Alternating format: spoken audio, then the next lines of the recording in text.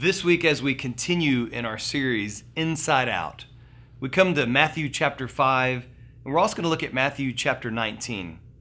And Jesus is addressed by the Pharisees, the religious teachers of his day, about divorce. What's very interesting to me is that when Jesus is asked about divorce and when it can happen and when it should happen, he gives the answer in support of marriage. He takes them all the way back to Genesis. And basically, he tells them that God's plan for marriage is not divorce.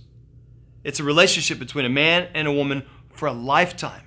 And then he even adds, not only are they one flesh, but what God has joined together, he says, let man not separate. That's the end of the conversation for Jesus. The Pharisees are confused and they come back to him and they say, well, what about when people get a divorce? He goes, oh, you want to know why men and women get divorced? He answers with, it's because of the hardness of their hearts.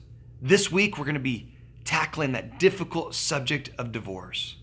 We're going to be looking at some clauses, some exceptions, and all types of issues inside of the marriage covenant and the corruption of it. But what I want you to walk away with this week is Jesus' answer about divorce, the high view of marriage, and realize that no matter what state of marriage you're in, the marriage you're in now is important to Jesus. He believes that it can last for a lifetime and thrive.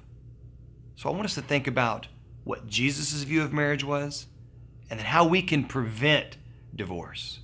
The number one preventative of divorce inside of a marriage is prayer. It sounds very simple, but it's also very true. Couples that pray together stay together.